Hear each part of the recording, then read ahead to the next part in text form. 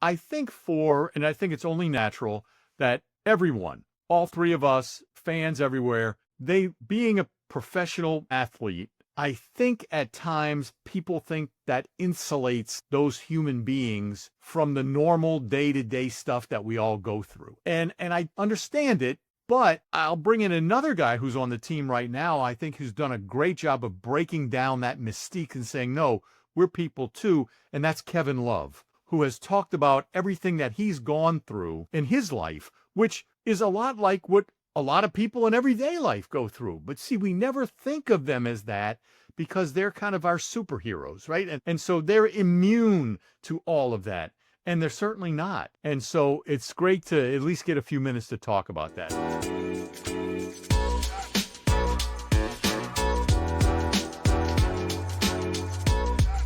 We welcome back Michael Baiamonte onto Hoopsology. Welcome back. Thank you, guys. It's been it's great to get a chance to get back on Hoopsology and to see you all again and kind of catch up on where things have gone and been in the last few years with the organization. And great to see that the podcast is still thriving and doing great. Congratulations on that with Hoopsology. Appreciate it, Michael. Thank you very much. So let's hop into it. Like you said, a lot has happened since the last time we've had you on the show. And I was listening back to the previous interview with you, and you talked about Dwyane Wade. While he was playing, he was the best player on the planet. So just curious, with his statue unveiling, what was the emotions you were feeling? What was that environment like? And what do you think about his career now? He's, on TV. He's investing in teams. He has his own podcast. He's all over the place nowadays.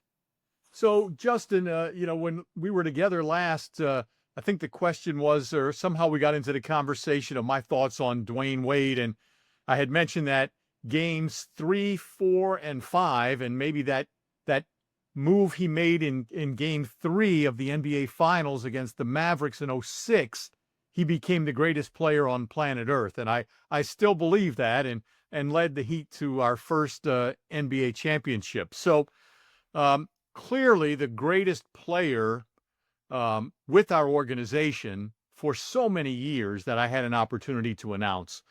To see him get a statue, obviously you don't see a lot of players get statues. And so one that I had the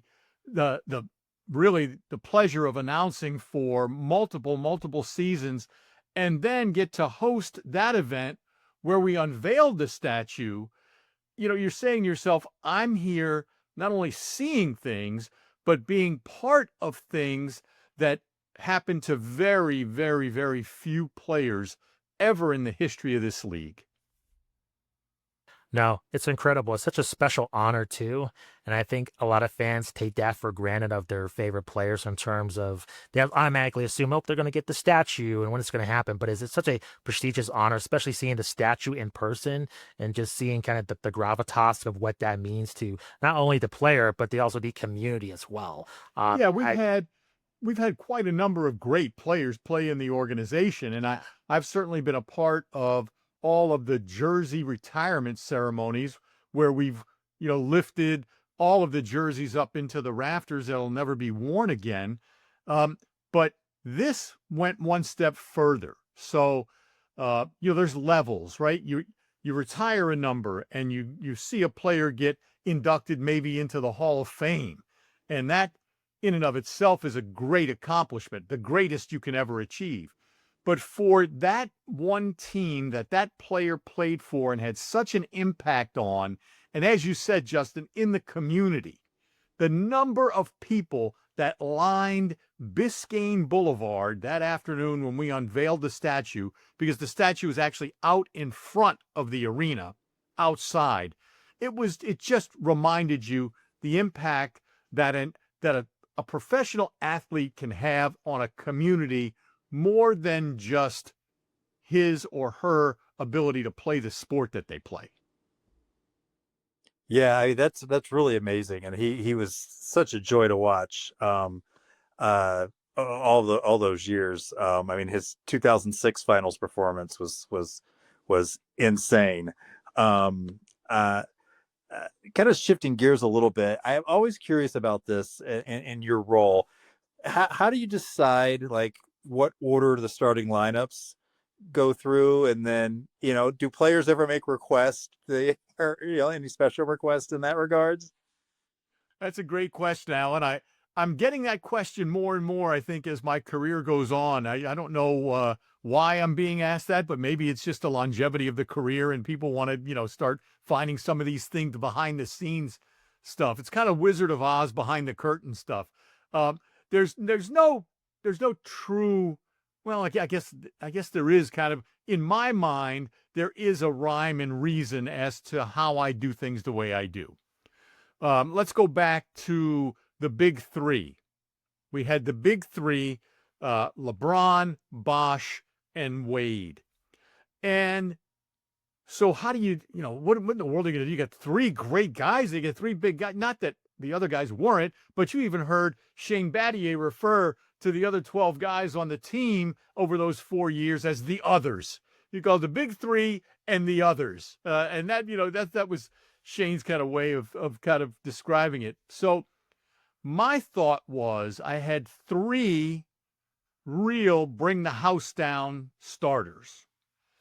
And so you have to separate those, because if you don't and you announce them back to back to back, the crowd reaction steps on my introduction of the next one. And so you don't want that. And I will say for that, the big 3 years, there was some conversations and it was agreed, hey, D Wade is the Heat guy. He was the one that was here before the big three. And so he's our guy. Out of that respect, he's going to be last. But in order to give LeBron some of the respect he deserves, he's not just another guy that's just going to be somewhere in the starting lineup. He's going to come out first. So I knew who I had first and I knew who I had last. Now what am I going to do with Bosh? I got to put Bosh in the middle to give the fans some room to breathe between LeBron James and then Chris Bosh. So you would introduce the other two starters kind of in between. They would get a great reaction, but it would also give each one of the big three an opportunity to get their own reaction that they could hear in and of their own names being announced. So that was at the big three. I still kind of use that thought process, Alan, even today. So you'll look at, in our cases, Tyler Hero and Bam Adebayo. They won't be back to back for the same reasons.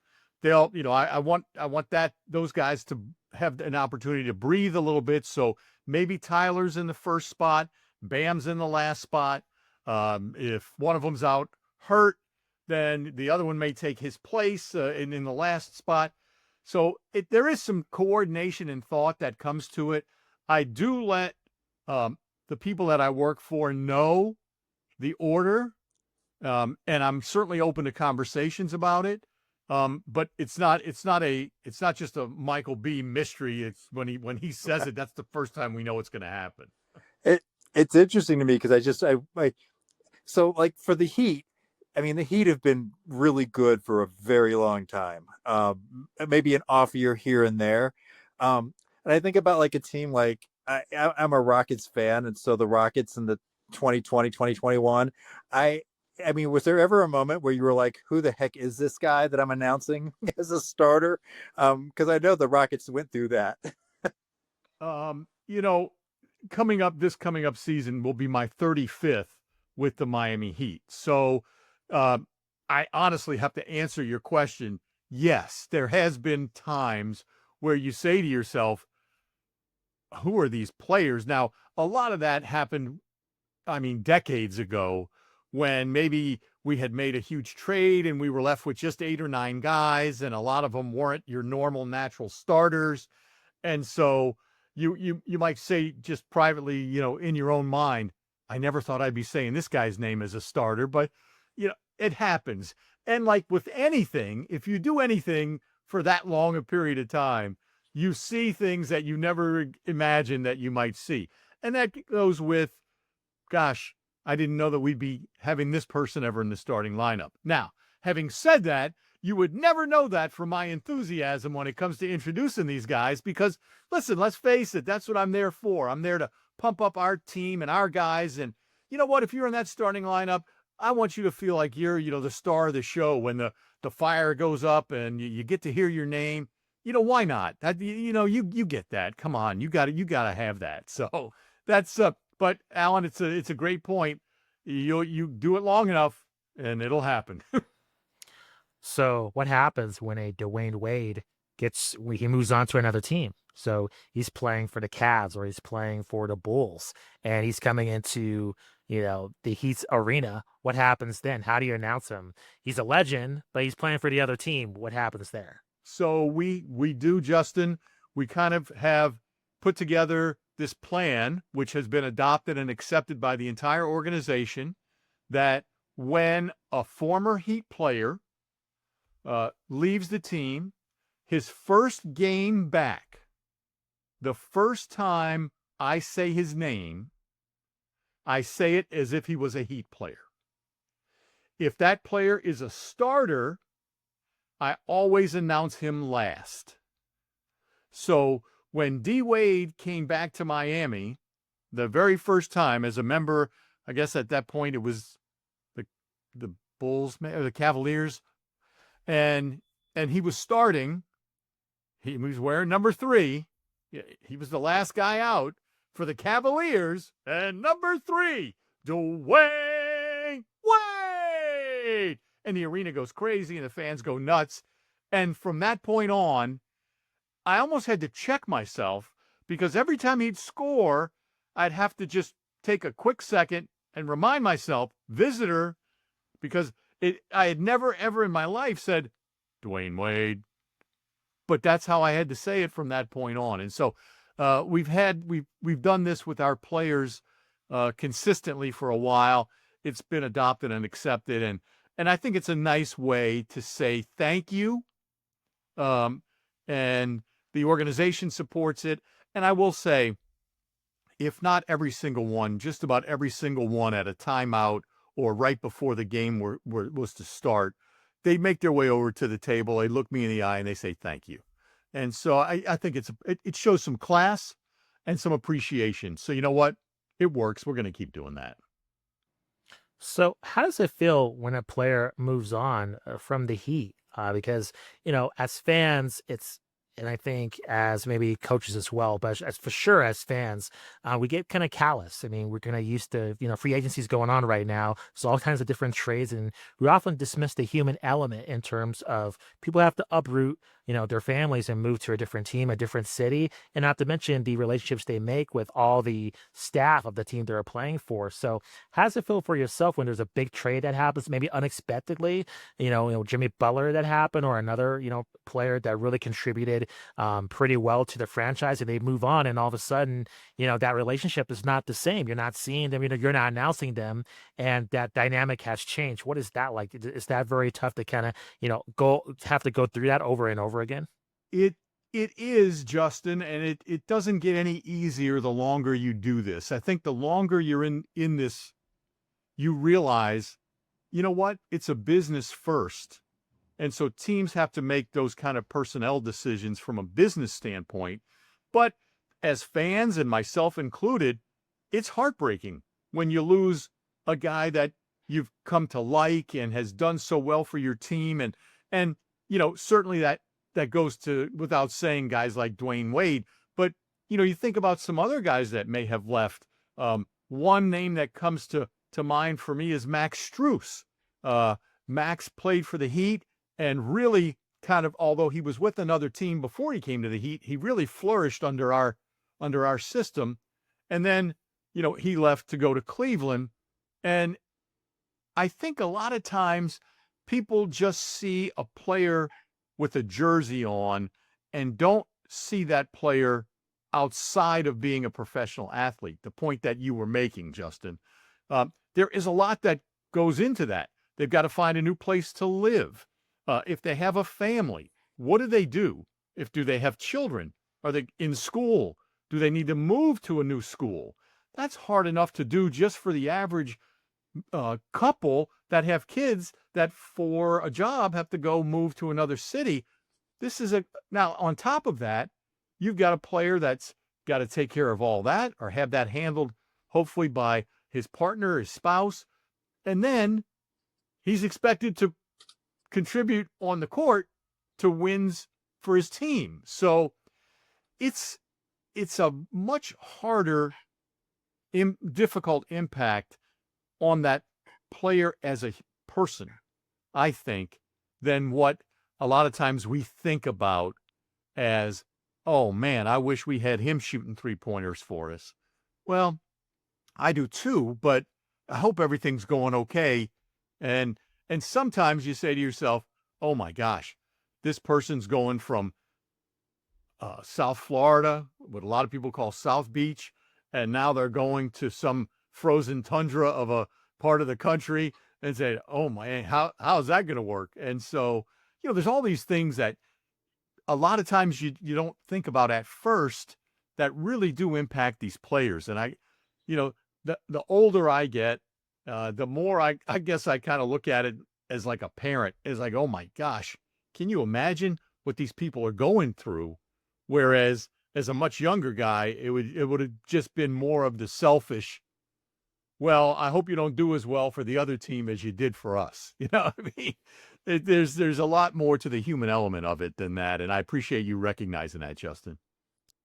Yeah, my wife recognizes that too. She's always like, she hates it when anybody gets traded. I mean, the Luka trade, I think she was like, oh my gosh, he was about to buy a house. He was, entrenched in and now he has to go up, and so she's always bringing that up. And like, we talk a lot about like different ways to kind of mitigate that with trades and stuff like that. But I mean, it's not like we're gonna, we're just two people. We're not negotiating the CBA.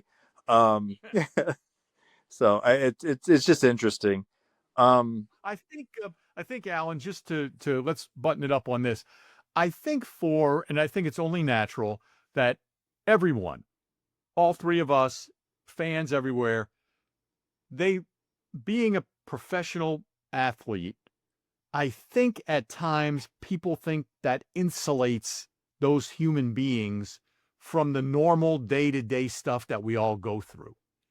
And I understand it, but I'll bring in another guy who's on the team right now, I think, who's done a great job of breaking down that mystique and saying, no, we're people too. And that's Kevin Love, who has talked about everything that he's gone through in his life, which is a lot like what a lot of people in everyday life go through. But see, we never think of them as that because they're kind of our superheroes, right? And so they're immune to all of that. And they're certainly not. And so it's great to at least get a few minutes to talk about that. And so with that, we'll close that one up, Alan, and then we can move on to where you want to go next. Yeah, no, that's a great point, Michael. I think, and Kevin is such a unique individual to bring a really unique perspective because he's not only connected to the sports world, but I mean, he grew up around Bob Love and Brian Wilson. So he's got, I think, probably one of the most unique perspectives in the NBA for that thing. So that's a great point, Michael. I wanted to ask, phonetics, pronunciations of names. They're particularly now with the European invasion in full bloom. Like, how do you handle that? Do you get a phonetics guide? And what's been kind of the most difficult name that you've had to pronounce? Well, Giannis is obviously pretty tough. I'm not sure, there's 30 of us, 30 PA guys in the league. I'm guessing there's 30 different interpretations of how we say Giannis's last name. And I think Milwaukee and I know the PR staff over at Milwaukee fairly well. They've come to understand that. But to address your question, there's two really good resources that I have, Alan. Each NBA team puts out what's called a media guide. And so they'll put out a media guide for every game that the team's going to play. So when the Heat have a home game, I'll put together my rosters for both teams, and then I will go to the visiting team's media guide, which is available online. anybody can just Google it. It's a PDF file in most cases. And one section of every team's media guide is the pronunciation guide for their players. And so I will take that pronunciation guide and I'll copy it onto my roster list, and we'll go from there. And I'll kind of practice it here at home before I go out to announce a game. Now, if there's anything that's unusual or the phonetic spelling, because each PR director does their phonetics a little differently. There's no one size fits all for every one of them. So the way Dallas does theirs may be a little different than the way Cleveland does theirs. And so if there's an issue, I do have an online resource that lists every single player in the NBA on video actually saying his name. So I can go to the player himself and listen to the player say his name while I'm looking at how the PR department phonetically spelled it, and then match it up. And if I have to make a change to it, I can make a change that sounds more like the way I'm hearing it. But those are the two ways. And then before every game, one of the PR guys or people will come over and ask if I have any questions, and I'll just go through it and say, listen, as long as your media guide is done properly, here's what I have, just to confirm how to do it. Alan, you're right. That list of players who I have to include the phonetic pronunciation guide next to their name, that list is growing every year, more and more and more and more. And the Miami Heat just added to that with its first round pick last week. So it's here to stay. Do any names come to mind besides Giannis's? That's the toughest in your career. Well, Mahmoud Abdul Rauf was when you first see it, those are kind of tough. Who else was there? I'll probably think of some and maybe throw them out as we continue. Just kind of random throwing them out there as we go along. But it's early on. It was much harder to try to get it right than it is today. But there have been some others. So we'll see what shows up. Richasset and Zachary Richasset in Atlanta these days. Even Wembanyama. Victor Wembanyama. The Ban is where you can really mess that up. Wembanyama. And so one additional thing I try to do is just make it phonetically easy enough to say. Is it, can I break it up so when he scores, it's Victor Wembanyama, just knowing I've got to hit 3 different spots of that last name and make sure I do it right. The whole Zydrunas Ilgauskas was another one. Zydrunas Ilgauskas, but Zydrunas, I had to hit him in the first name and the last name. So it was Zydrunas Ilgauskas. That was an early on fun one as well. I love the callback to Abdul Rauf. That guy was so underrated. I loved watching that guy play. Excellent player. Yeah. I want to go ahead. No, Justin, you go, please.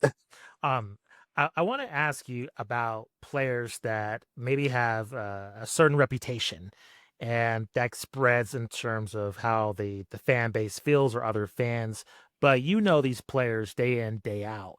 Does that frustrate you? Do you pay attention to that in terms of what you hear about like a Jimmy Butler or a Tyler Hero in terms of their reputation on either the national media or what's going on online? But these guys. I mean, you see them play and then you have relationships with them. Does that bug you? Do you pay attention to that? And do you think fans should really, not have just these strong impressions when they see something online of what they think of a player? I'm very curious about that. You have to look at that, especially these days with television media, with social media. You've got national narratives that are driven outside of our organization that don't really have any understanding of what happens inside the organization. So sometimes you'll hear things people say or see things people post, and you're like, where in the world is that even coming from? And so it's a little bit frustrating. And I know if it's frustrating for me, it has to be incredibly frustrating for the player themselves if they pay any attention to that. But I find myself, Justin, here as we're immersed in this various types of media more and more, not paying attention to it. Because, frankly, a lot of it is just not accurate. It's an unusual thing. But I don't pay attention to it. No, that completely makes sense. Just a couple more questions for you. I want to get your opinion, and this is something that just came to mind that's not on the rundown, but I want to get your opinion on just the future of the art form. I think it is an art form of what you do, and like your colleagues as well, not only in the NBA, but just in sports and high school gyms and, college arenas and all across the country and across the world. We've seen this rise of technology with AI, and I'm just curious, in your opinion, do you pay attention in terms of just rising technologies, perhaps trying to make its way into what you do in terms of, being a kind of a future replacement in terms of PA announcers? I just think the human element's so important to everything that happens in sports. I think it's the key thing to why people watch sports, and to add something that is artificial, add something that is not related to what the core of what the sport is, and that goes to the players playing, the medical staff, to the announcers like yourself, the play-by-play commentators, to color commentators. I'm just curious in terms of this rise of technology that the NBA has embraced in certain aspects. Is that something that you've discussed or you're being aware of, or you and your colleagues, or is this something that is probably not going to be prevalent in terms of what you do? So I'll start out by saying, boy, early in my career, I loved the advent of technology. When I first started, we didn't have sound effects that were playing or videos that we could play.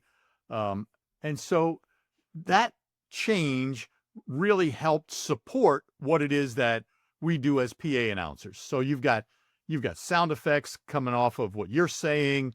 You've got videos that are playing that maybe have something to do with what happened on the court that has to do with what I'm saying. I'm not so excited about technology where it is today compared to where it was 25, 30 years ago. In fairness, a group of my peers and I have had discussions and conversations about our concerns, especially of AI, and the impact that it potentially could have on our jobs as PA announcers. So does it concern us? Yes. If I was an upstart just getting into this business, just breaking into the NBA as a young kid, maybe in my 20s or 30s, yeah, I'd be worried about a lot more than personally I am, but I worry about it for them. Now, having said that, all of us, all 30 of us, have really learned an interesting lesson when we were all hired and brought on to be the voices of the NBA 2K franchise. Every team's home PA announcer is on that video game, myself included. So every year, the 30 of us at different times go into a studio and do all the recording of everything we need to do for the upcoming release of the game. Watching that take place over the last, we've been doing it now for 4 years. Watching that take place over the last 4 years has kind of settled our nerves a little bit, because we see the level of specificity that is needed for that game for each of us, and the cost involved, the manpower involved in getting that to work and work properly. And having seen all that and understanding that, I don't think that NBA teams, at least the way we have technology today, are ready to tell any one of the 30 of us, hey, we're replacing you with an AI copy of you. And Justin, you said one really specific thing that I have always hung my hat on, and that is the human element. Because in a video game, okay, a video player makes a shot, you say his name. But in an NBA game, it's real life, and anything can happen. It can happen in the game, it can happen during a timeout, it could happen in the stands, it could happen, nobody's expecting something, but then you've got to be there to explain to the crowd what's happening. There's too many things that you just cannot AI voice something for every single situation. So I don't think it's going to go away. I don't think it can go away. And I don't know that would home game fans want it to go away. I don't know that they'd want an AI voice talking to them. I don't think we're ready to adopt that. What do you think, Alan? I agree, and in fact, I think we're seeing on the national TV level, from what I'm hearing, next year when NBC is kind of doing their thing, that they're bringing starting lineup announcements back in, which I am all for. I always hate it when I'm watching something on League Pass and they cut away for a commercial during the starting. I mean, I'm like, this is like one of the best parts of the game. Like, you want to. This is like the excitement. You're drumming everybody up. It's the, if you're looking at like ancient medieval battles, you're the drummers hitting the drum, getting everybody fired up to go to war. I personally, I'm not a big fan of generative AI anyway.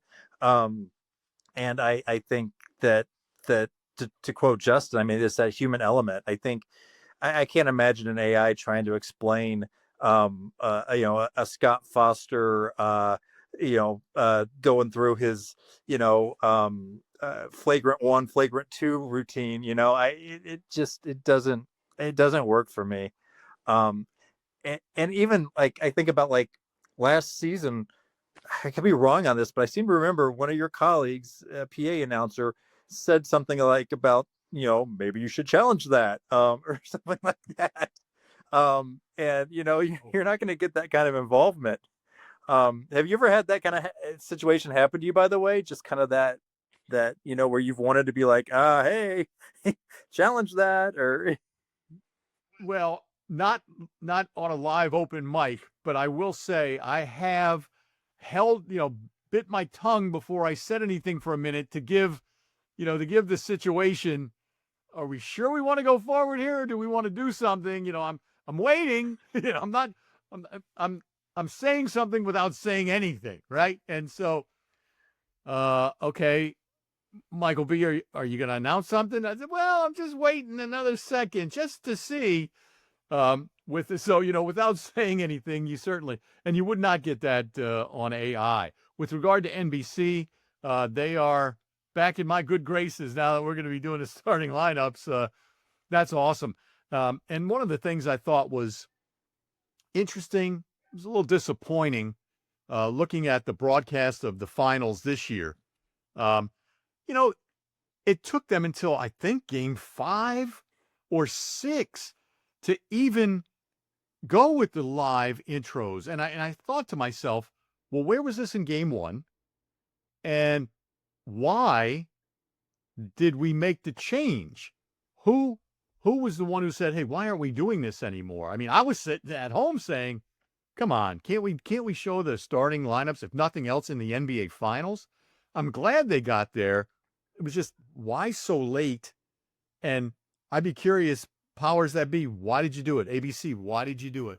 Yeah, I just remember watching in the 90s. I mean, I knew that Bulls lineup, and you'd get the goosebumps and the chills, listen to the music, and then building up to the starting lineup announcement. Yeah. It's ridiculous that they stopped doing that.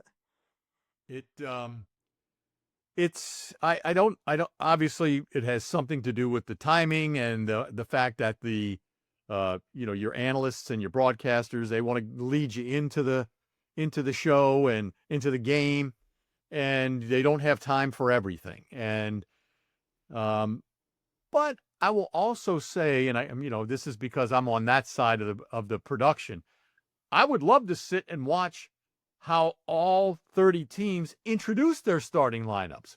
I know what we do, but boy, I'd certainly love to see what are they doing in Sacramento these days? What are they doing in Brooklyn? And so that, to me, I'd be looking at it in a little different eye than maybe the average fan.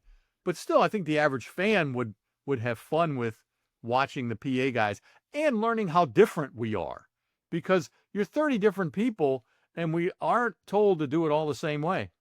So it'd be a lot of fun. No, I concur, especially with social media. I mean, things go viral very quickly. And I think that's a missed opportunity for the league and for the teams to capitalize on it in terms of creating those viral moments from your guys' calls of this individual teams. So I think with NBC incorporating the starting lineups again, hopefully that does happen, because I think it's critical to the viewing experience for the basketball fans out there. Vitaly Potapenko. Vitaly Potapenko. Because you had to get that Topenko right, because that's the way he wanted it announced. So that's another one that I remember, one of the old school guys. I told you I'd drop on it. That's right. With that, Michael, we appreciate the time. Thank you very much. Can you let our audience know where they can find you on social media? If you have any upcoming projects, and again, where they can check out the Miami Heat if they're not locally checking out the games in person. Well, Justin and Alan, it's been a pleasure to be with you. As it was in the last time we had a chance to visit, at The Voice MB, my initials. You can find me using that handle on X and on Twitter and Facebook. The biggest thing coming out is in the next couple of months. Make sure you pick up your copy of NBA 2K26. I just got out of the studio about a month ago, and it's going to be a great game. So pick up that game. And as always, you can watch Heat games online, and you can always follow us at heat.com. So again, guys, what a pleasure. Thanks so much for the invitation, and congratulations on just a great, great, great podcast with Hoopsology. Appreciate it, Michael. Thank you very much. Thank you so much. You bet.